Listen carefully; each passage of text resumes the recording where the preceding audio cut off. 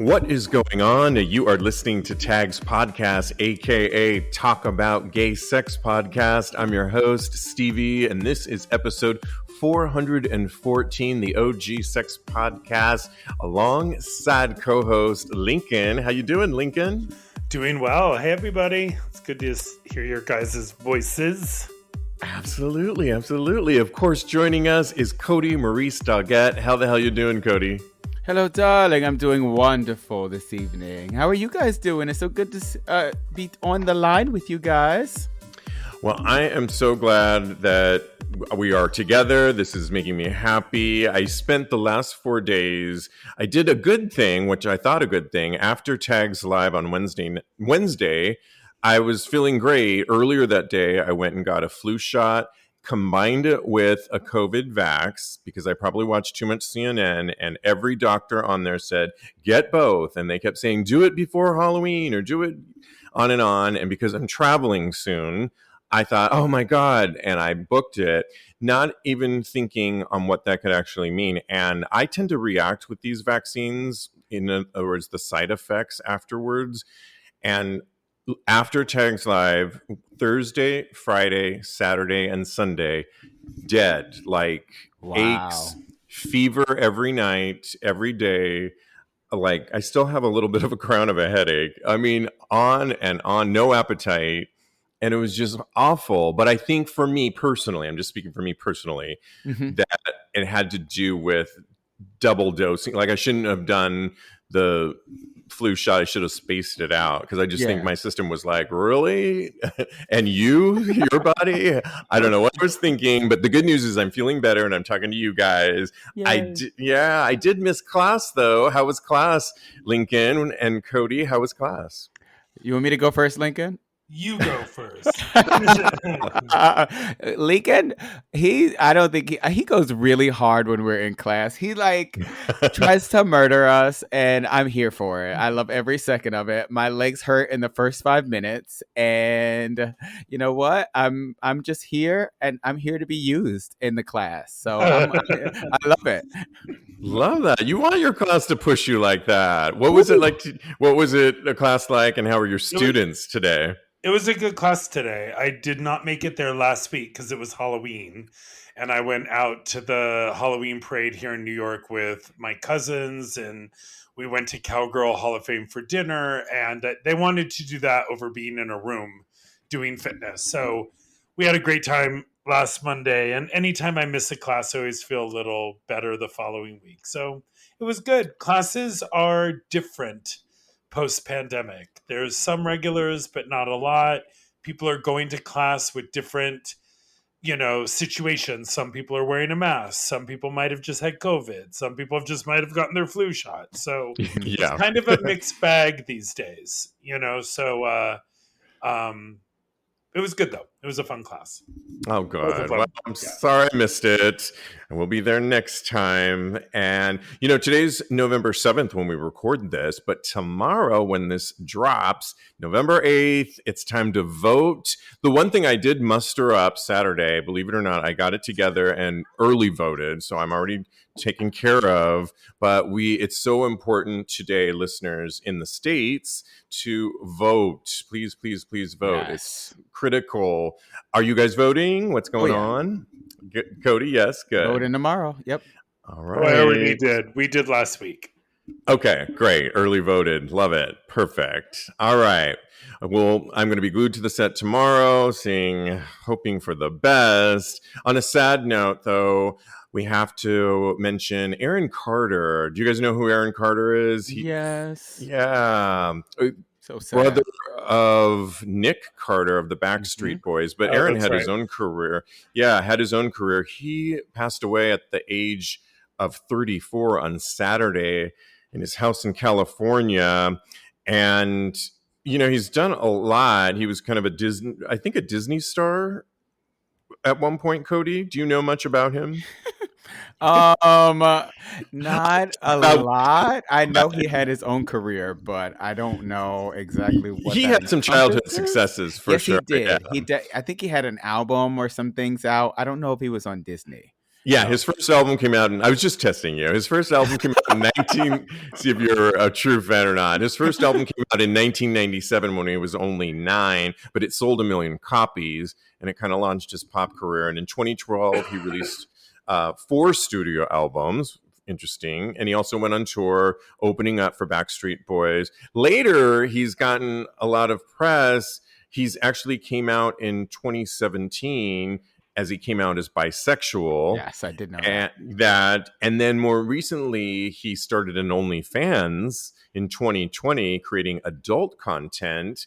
But sadly, he has suffered from addiction, and his doctor said he suffered from multiple personality disorder, schizophrenia, acute anxiety, and manic depression. So it's a lot going on there. And so, thoughts and prayers with his family. But right. Kodi, we keep talking about these people losing at such an early age. It's so wild. It's just, I can't wrap my head around it. We keep losing people. It's just one after the other. And I can't, it's just so heartbreaking. So like you said, thoughts and prayers go out to the family and to everybody else who has passed in the recent days. Yeah. Absolutely. Well, this past weekend was the New York Marathon, which is so cool. If I did feel well, I would have gone to, I love watching the runners as they come in Central Park. It's really cool. Or you can actually catch them by Fifth Avenue and parts of Harlem. It's a huge deal here in New York. Yesterday's weather was beautiful. Insane. So I can't imagine what a great day for a marathon. Yeah. And runner Jacob Caswell took first place in the non-binary division of the New York City Marathon on Sunday, becoming the first non-binary winner to earn top prize money at the race. So a couple of things there that's interesting. Top prize money, the last part is interesting because I didn't realize this, but many marathons have individual groupings, and then they'll do their race in say the Boston Marathon, for example, or in this case, New York, and they'll group certain people and you can register under that. And this, when they started this particular one, the non-binary one, it was only 16 runners, but it's grown to over 60. And 5 of the 6 World Marathon major races now have adopted non-binary divisions. But the organizations do not currently offer prize money except for New York. This year, New York Road Runners, a nonprofit whose mission is to inspire people through running, paid the winning athletes themselves in total $15,000, which is really great. Wow. And so, I mean, congrats. I'll post this on TAGSPODCAST.com because Jacob Caswell, he has some pictures up they show his Instagram, and he's really cute, and he's got a sense of humor. It looks like he's got a harness on in one shot, but he did it in just over, is it 2 hours? A little over 2 hours, but congratulations to him. I think that's so cool. And I will post this on TAGSPODCAST.com. Cool. Yeah, absolutely. Okay, we all got our monkeypox vaccinations, and I believe or your friends, Lincoln, with Dr. Demetrius Daskalakis, who is the Biden administered MPX Czar. And they asked him a question recently as, why isn't my monkeypox spot going away? So if you're one of the 1 million plus people who received a monkeypox vaccine, you may be breathing easier knowing that if you catch the disease, the CDC continues to call a public emergency, you will be subject to less extreme symptoms. But if you are one of the 1 million, you may have also experienced an itchy, uncomfortable spot where the shot was administered, typically on the forearm, as opposed to flu or COVID shots. The MPOX spot can last weeks, barely fading or getting more comfortable for days on end. Is this normal, and why are vaccines reactions so different? So they posted the question to Dr. Demetrius Daskalakis, and I actually, before I read you his answer, mine was a big lump on my forearm for a long time. I was itching it for a long time. It's now almost non-existent, and it's pretty flat now, but there's a little discoloration, but not much. I imagine over time. He says the intradermal vaccination approach is safe and effective against the spread of Mpox and has allowed hundreds of thousands of Americans to receive their vaccine. This route of administration has also enabled the U.S. to aggressively combat Mpox, helping to lower cases by over 85%. The spot from the intradermal administration of the vaccine can last for several weeks, but resolves over time. The itchiness can also last for a few weeks in some people, but is no need for alarm. People who have keloid, a condition that results in thicker raised scars, should not get the intradermal vaccine to avoid more permanent marks. And I remember they asked me that when I said, no, I don't. And to minimize the visibility of the spot, people can choose to get the vaccine on skin other than their forearm, such as their upper back or shoulder that is covered with clothing. So that's good to know information. That's all useful information. I wish I knew that before I got mine. Yeah, why? Is yours on your, can you still see it on your forearm, Kodi? Mine went away in like 2 days. It was really ridiculous. What? I was like, do I even have the right vaccination? It was really kind of crazy for me. I was like, did they shoot me up with the right stuff? I don't know if they did or not still, but they said, I called them and they said they definitely did. So yeah, but it was gone so quickly. So you're one of those that gets it and no side effects at all. I get every side effect with this kind of stuff. It's just no rhyme or reason. How about you, Lincoln? There's kind of a little mark there. It's not raised at all. And I got both my flu shot and my booster today, but I've never reacted to anything, knock on wood, when it comes to vaccines or anything. So I think I'll be okay. Oh, okay. Good for you. I am the lone shark on this one. Jeez. Have you done them both at the same time before, Stephen? No. And I should. So you've always not done that. You just did it this time. I just did it this time. I booked it. I also booked it for my mom in California. She's 85. And I had read that get both of them. And I was just going by what the doctors are saying. Flu's shot is recommended right now, as well as this. And so that's what we both did today. And we did Moderna for the latest booster because that's the stronger one. Okay. And then lastly, are we out of the woods with monkeypox? Just to give you a couple numbers, as of October 30th, there cases worldwide, 76,000, U.S. cases, 28,000, worldwide deaths, 36, and U.S. deaths, 6. And we are seeing a slight uptick in cases in the last couple of weeks compared to the last couple of months. Interesting. Death rate remains extremely low. Well, that's interesting that they do credit all the good work that everybody here in the States has been doing. But, it's if you're traveling to other places, like, for example, I'm going to Puerto Vallarta next week.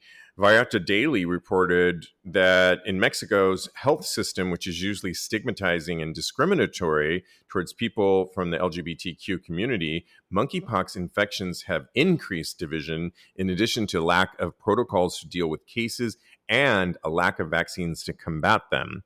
So while you might be good here, it's really important, I think, to get it because traveling around the world, everyone may not have access to it like we do here. Oh, wow. That's so good. I'm so glad that you got yours already. Yeah, me too. Yeah. In Philly, City Health Department seeks to make HIV testing available in pharmacies. Essentially, the accessibility of pharmacies for HIV testing presents unique opportunities for pharmacists to contribute to the identification of undiagnosed HIV. An estimated 90% of urban consumers live within 2 miles of a pharmacy, and they're offering these pharmacies, if they apply for it, funding to administer these tests. Offering HIV testing in pharmacies may identify HIV-positive individuals without stigma, especially if the pharmacies are offering things like COVID and flu vaccines. Linking new positives to care will be essential. Increasing access to HIV testing by making testing available in neighborhood pharmacies is a smart move, says Ken Burns, Executive Director of Action Wellness.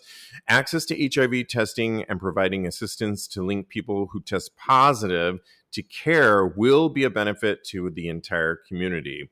I'm just glad that we're not forgetting about HIV. And, not everyone has health insurance. Not everyone can get on PrEP. Not everyone is always thinking about condoms. And I think it's a good thing to have more access. This is in Philly, but I think more places should be offering this. I mean, would you get your HIV test at CVS, Lincoln? Is this a good idea? I mean, I would.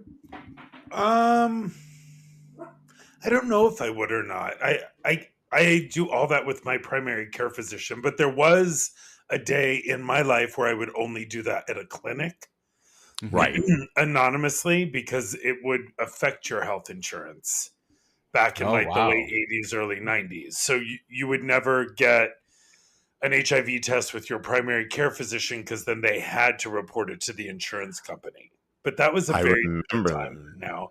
And HIV isn't even really the death sentence that it used to be. So I don't know if I would or not.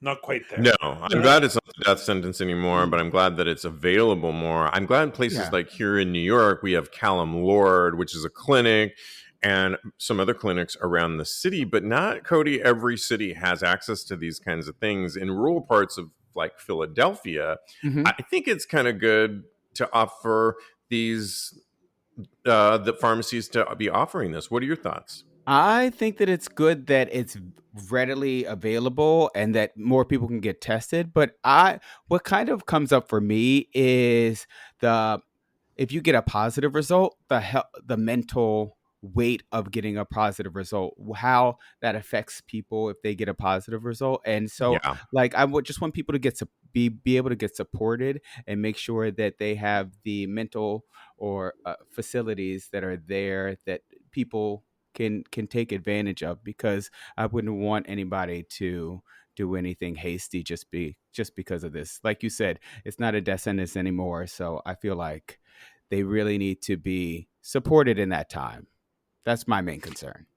Yeah, I mean, hopefully with the funding that they're going to be allowing the city of Philadelphia for these clinics to offer it, that they also are having the support system in there, because you don't want to, for example, and it's a totally different case, but when I went to CVS and got my flu and COVID vaccination and shot, the guy was really quick and not really, I mean, he was paying attention. He did do the right shots. I'm not worried about that. But it was a little bit like you're on your own and I don't know. Not that I needed him to hold my hand or anything, but it was just, I don't know. People to hold my hand. When I got my monkeypox vaccination, I was they were a little unorganized. Maybe they were a little unorganized than I would have appreciated. And so I would hope if I was going in for an HIV test, it would be a little bit more, I don't know. More bedside manner. Yes. Or something. It's such and not Lincoln, like we've told stories on the show before, where Pose did a really good job of showing this, where they would number 48, and then you go down a long white hallway, and they shut the door, and it's in this tiny office with a computer from 1994 and a folder, and it was just like gut-wrenching.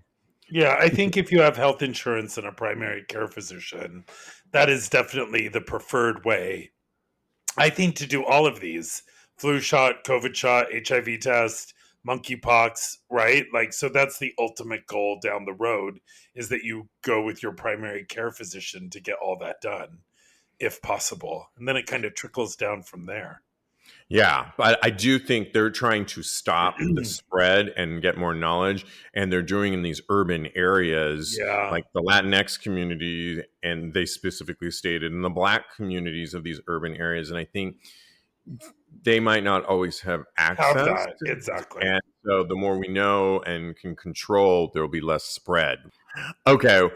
There's this fashion influencer named Mark Bryan yes, and he's essentially Mark Bryan in 2020. He's an American robotic engineer living in Germany. He made news for being a straight man who wears skirts. And I was looking at, and he's like shaved head, bald, of a certain man of a certain age, and he wears these really nice, like a white button-down shirt or a sleeveless vest and a pink tie, and then he'll wear a skirt and heels. And straight man. He made he made news for being a straight man who wears skirts thanks to his bold attitude. Bryan became an overnight fashion icon thanks to features in Interview Magazine, New York Post, Harper's Bazaar, even Instinct Magazine did a whole thing on it, which is great. He at the time told Instinct, "I don't dress to be sexual, but to dress like any professional woman would. To me, clothes have no gender. I prefer skirts to dresses. Dresses don't allow me to mix the genders. I prefer a masculine look above the waist and a non-gendered look below the waist. It's all about clothes having no gender." So I really liked that statement, and I think really awesome. He has garnered so much attention that Balenciaga actually asked him to walk in their spring-summer 2022 Paris show, which he looked great in. They dressed him up really amazing. So all sounds good, right? It's cool. However, recently, now I don't know what you're going to think about it next, because 2 years later, in a recent interview with Beyond Fashion on Germany's national television channel, Da Erste, however, it's become the news for the LGBT community across the internet. In the first episode of Beyond Fashion, titled Gender Fluidity, Does Fashion Have a Gender?, it aired in Germany on October 26th. And the host, Avi Jacobs, talks with Bryan. I'll post the interview on TAGSPODCAST.com, but Jacobs says to Bryan that she was excited to meet Bryan because she assumed Bryan was fighting the LGBT community in a sense of solidarity. Mm-hmm. Well, Bryan quickly corrected Jacobs, explaining, quote, "I don't really think that I'm fighting with you, but I'm not fighting against you either. I think what I'm doing is helping your community as well. I think what I am doing is helping your community as well." So Bryan goes on to talk about how anyone in the LGBTQ community has made things worse for themselves because they are flamboyant when they wear skirts and feminine clothing, unlike him, who is masculine. Jacobs expresses her disappointment in her discussion with Bryan, and Bryan was kind of unmoved by it. He said, basically, I've tried to separate myself from the LGB community because of the gay community that wore skirts and high heels before I did. And I feel like actually they've made it worse for me being straight because now I am assumed to be gay. And that didn't go over well at all. Well, it sent the internet in a tizzy. Wow. People... I saw your homophobic interview, trash, on and on and on.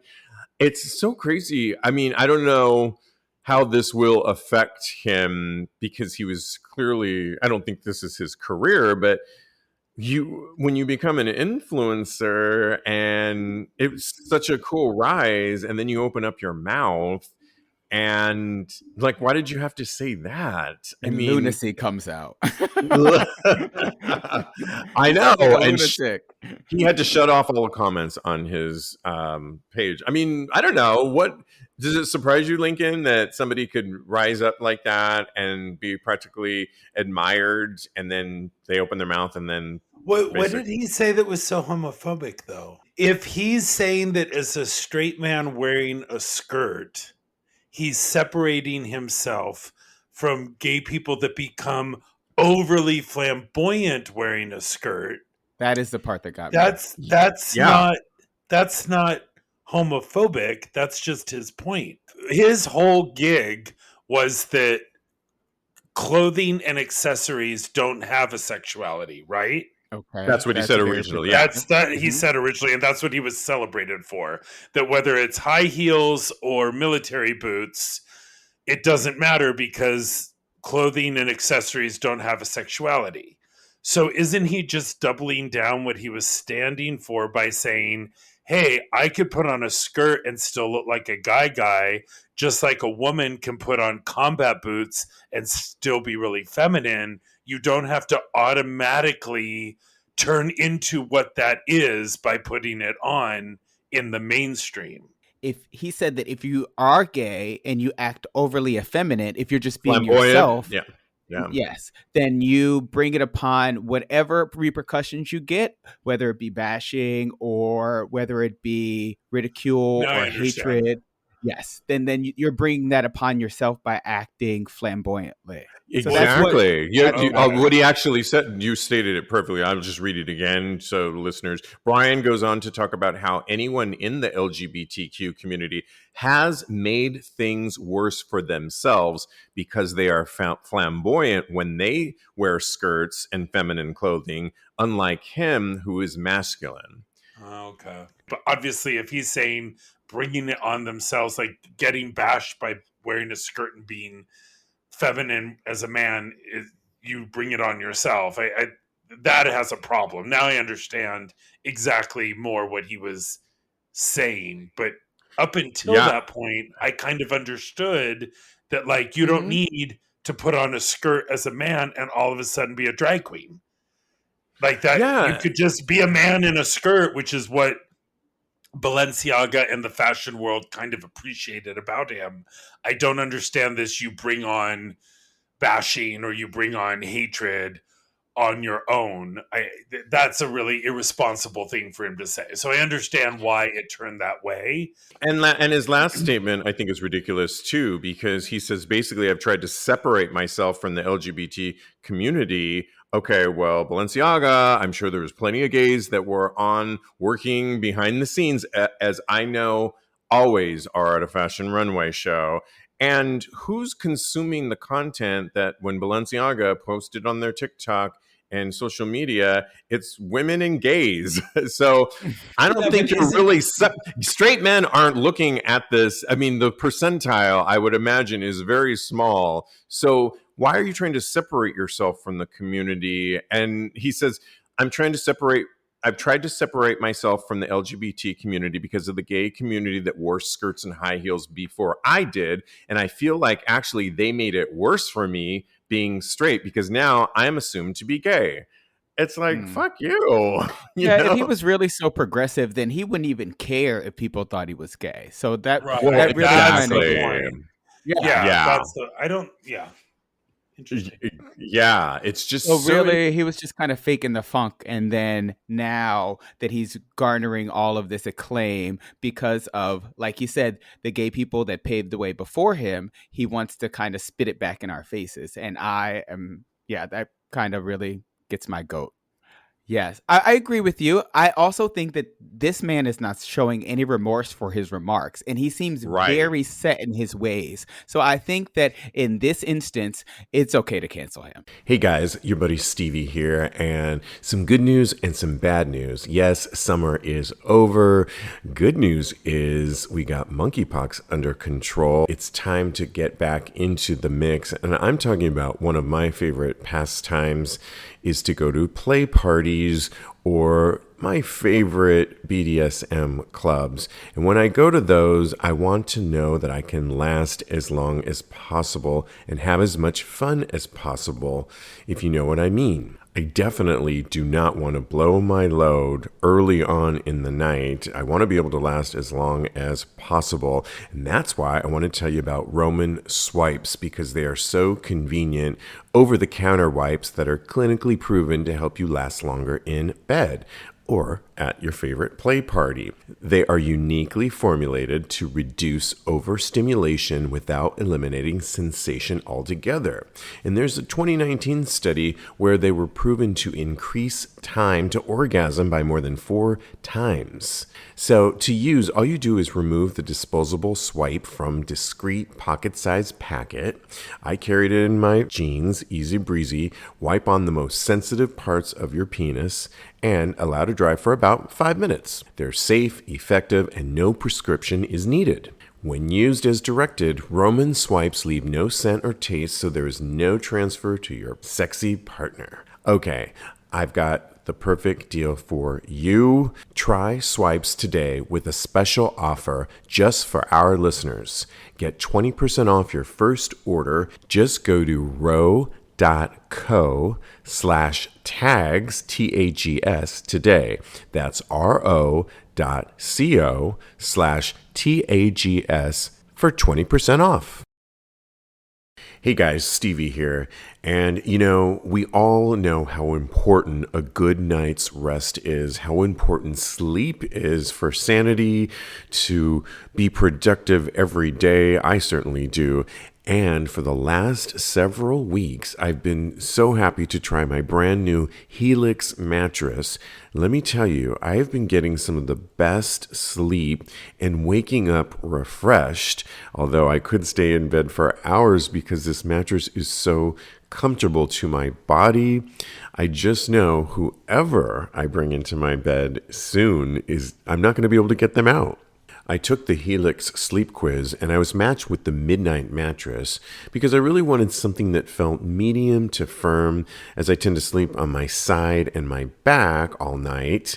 The mattress that I had before was fine, but I had it way too long. And then I put this foam covering on top of it that worked for a while, but it got so mushy and I was waking up with aches and pains. The Helix mattress is a major upgrade. No longer do I need an extra padding because it's built in and I'm getting some of the best sleep of my life. Not only is the mattress the best I've slept on, but the setup was fast and easy. Helix mattresses are delivered in a box and straight to your door for free. Helix Sleep is a premium mattress brand that provides tailored mattresses based on your unique sleep preferences.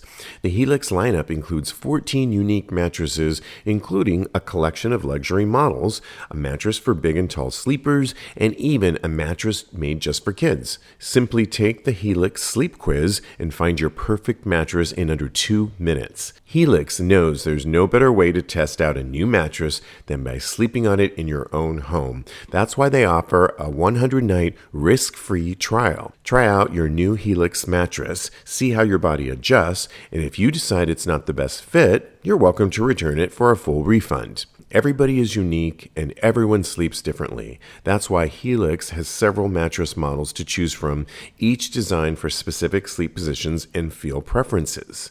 Models with memory foam layers to provide optimal pressure relief if you sleep on your side. Models with a more responsive foam to cradle your body for essential support in stomach and back sleeping positions.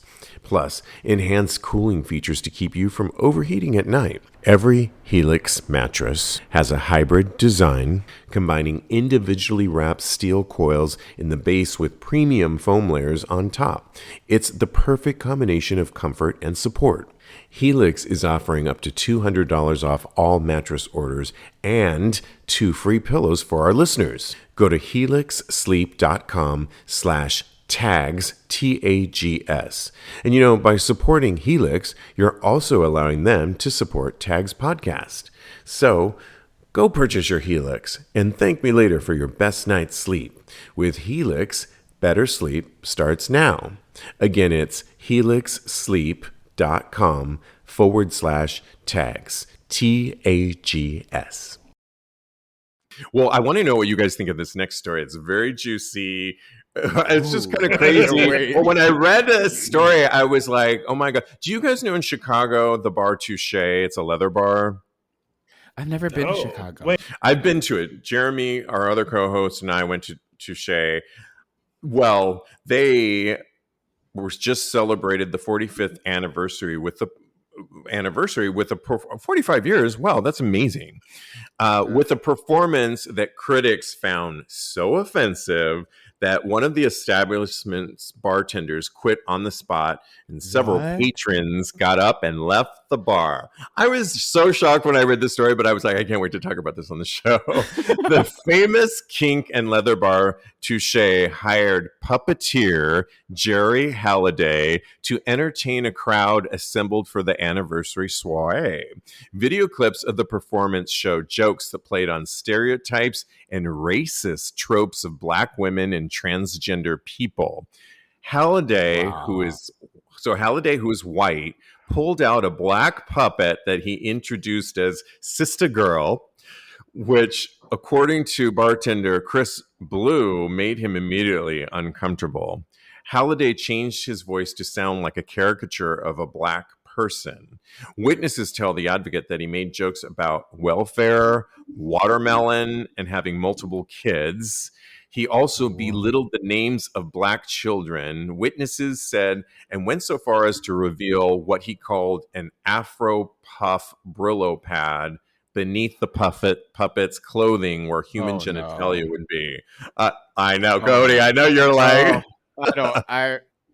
I can't. Several audience members wanted to walk out. The bartender was so distraught he had to leave his shift and he quit. So the crazy thing is, I found this other story where the puppeteer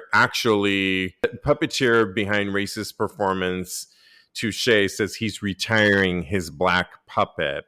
Jerry Halliday compared dropping the racist puppet from his act to the Rolling Stones retiring the song Brown Sugar after criticism it presented a sexualized view of Black women. So the thing is like how long he's performed in Vegas and for years and years and years, but have you heard of refreshing your material? And how about Sign of the Times? So I cannot believe that. What has he been living under a rock? And these puppets are so near and dear that he's like, where could he have done this, Kodi? Anywhere, and this be okay? Not anywhere near me. I'm incensed over here. I think you're picking the topics just so I can get mad over here. Well, the thing is, it's a bar that I love, and it's a bar, 45 years. And I think they made such a big mistake. Like, why was this the entertainment choice? But, whatever. Who in 2022 thinks that this type of behavior is okay? To make fun and ridicule anybody that isn't, well, even if you ridicule your own race, I think that there's a fine line and there's a taste level that you need to adhere to. But it's not okay. It's not okay to make fun of anybody that is different than you. It's not okay to take our differences and put them on a loudspeaker and just, oh God, it's punching down and it's not okay. Oh my God. I don't even have words. It's so crazy because he's been doing this shtick for 20 plus years. Has he been under a rock the last several years and not know that this isn't okay? I mean, Lincoln, what are your thoughts about this? Well, exactly. The past 4 years have really sped up a lot of enlightenment for people that weren't that enlightened. And it doesn't look like he was on that bandwagon. At all. Yeah, I mean, I have to tell you, the last time the last time I was at an event and someone pulled out a puppet to talk to was maybe in 1984. Like, I'm not really, remember Madam on TV? Yes. I think that was the last puppet I thought was amazing. So that was at least 10 years ago, and she's offensive. She's like Joan Rivers offensive. It was also, we didn't know better then, and it was 70s, and it was offensive, correct. When you know better, you do better, but this is not. This is 2022, a white man going around with the puppet named Sister Girl, talking in a Black woman. No, thank you, sir. I know. I mean, a 45th anniversary, and was there no protocol? Did anybody look at the list roster on, hey, who's handling entertainment and who thought this was a great idea? Have we looked at his reel of work recently? You know what I mean? I just think better vetting could have been done. And speaking of being canceled, this man should have been canceled. Okay. 20 years He's ago. now gonna, because he's gotten so much hate now, he's retiring her because it's, I guess in some ways it was a teachable moment and now he understands the backlash. I think he really didn't get it. And that's sad. That shows us we are really further behind than we thought, people.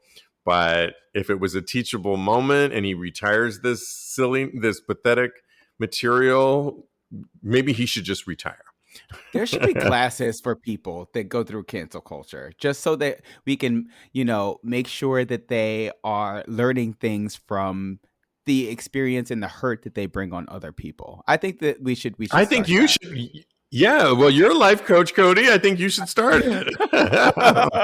Let's go. Okay, well, I know neither of you are married on our next topic here, but one of you is engaged. And there's a great article in The Advocate that I couldn't think of two people I'd rather talk about this to, because you're both in couples. The article's entitled Just Deal With It. Married same-sex couples deal better with stress. So there's a study from the researchers at the University of Texas at Austin, and they published in the Journal of Social and Personal Relationships, and it found some important differences on how same-sex and opposite-sex couples deal with stress. Although stress is common in all sorts of marriages, researchers have found that same-sex married couples, because they are generally more collaborative than their opposite-sex counterparts, are able to deal with stress better together. There were 419 couples who answered a survey on didactic coping, and the analysis revealed the differences. Researchers have concluded this comes from a link between gender and coping strategies. The research shows that while there are some gender differences in didactic coping efforts, the effects of supportive and collaborative didactic coping, as well as of negative didactic coping on marital quality, are the same for all couples. Our findings also emphasize the importance of coping as a couple for marital quality. Same-sex couples face unique stressors related to discrimination and stigma. There's coping as a couple may be essentially important for them as they do not receive as much support from extended family, friends, or institutions as different sex couples do. So with that in mind, Lincoln, how do you deal with stress as a couple with pizza? And yeah, I guess that's the question. Well, I think, first of all, Peter and I deal with stress by communicating with one another. Sometimes we need to separate the way he handles things and I handle things and then come back together, because I'm very proactive. I'm very, a little hyperbolic at times about reacting to certain things, and he goes very quiet and very stoic. So sometimes that causes more stress between us, that we have to just take a deep breath.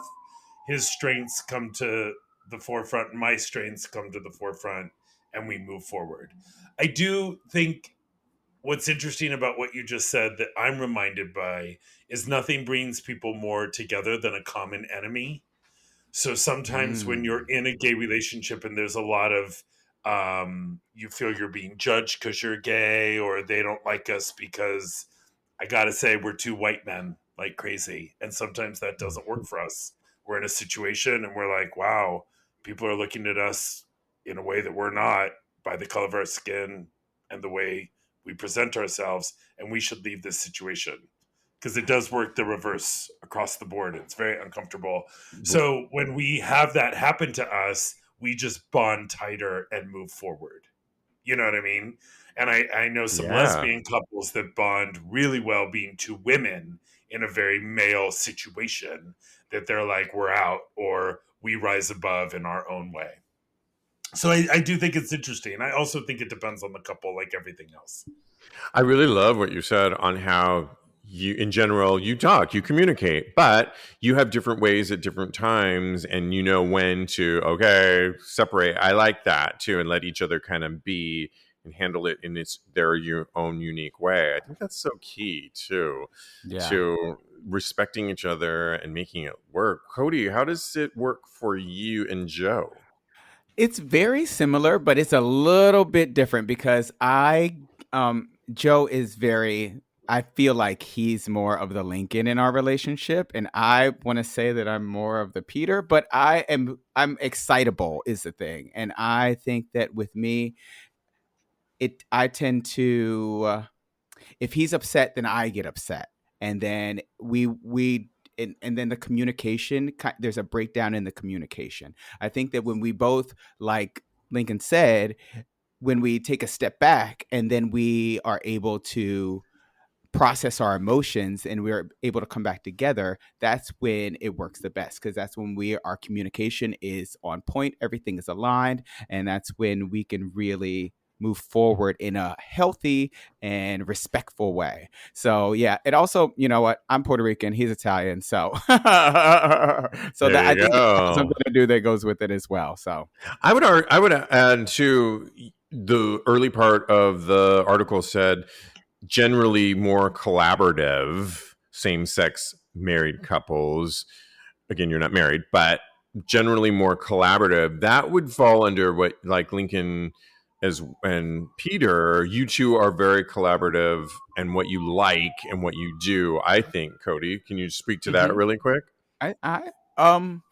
I think that what we tend to bond on a lot of things, that especially being socialized as two gay men, then that is where the collaborative thing, because it really molds the way your outlook is on the world. So I think that that's where our collaboration comes in, because we do tend to like a lot of the same things. Being in a relationship in 2022, post-pandemic, in the world that we're living is very different than 5 years ago or 10 years ago. I know I get done with a week sometimes and I'm like, wow, I did not tolerate people at all this week.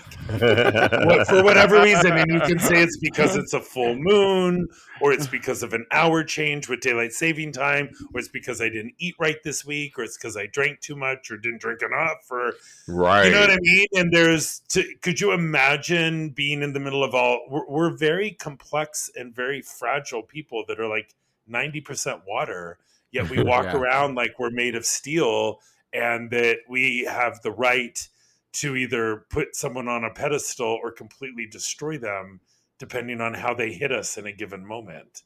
Absolutely. It's such a weird world that where's the empathy? Come on. I agree. Yeah. And I think that even taking that just a little bit further and being kind to yourself as well, because, you know, we are not perfect people at the end of the day. And the things that you just mentioned, they're going to happen because we're human beings. So be kind to yourself, be kind to other people as much as you can, and just have some grace with yourself. Well, and lastly, I was really struck by this guy, Prep Advocate. He goes by the name of Damon L. Jacobs. He has a web series that I want to be on. Instead of TED Talks, it's called Tub Talks, which he's literally in a bathtub having conversations with his guests. Tub Talks features honest conversations about sex, body, image, and HIV, all while naked in the tub. And he launched after COVID. Tub Talks allows people like a U equals U proponent, a sex writer, a journalist, an ACT UP legend, on and on and on. He's had different people. And I was looking at his tub, and he's got Cher and Queen. Who's the lead singer of Queen? Oh my gosh. Freddie Mercury. Do you know the Celebriducks? They're these little duckies, and I have a Madonna Celebriduck. Oh, and it's Madonna from the Truth or Dare concert, and she's got the pointed bra. They're just little ducks. I have that too. I have that duck. Yeah. So there's a bunch of them. There's Cher, Freddie Mercury, Ruth Bader Ginsburg, and I want to get on this show and get in the tub with them naked and bring my Madonna one and put it right next to it, and which I think would so cool. But one of the questions that he asks his guests, the first question is, what do you like about your body?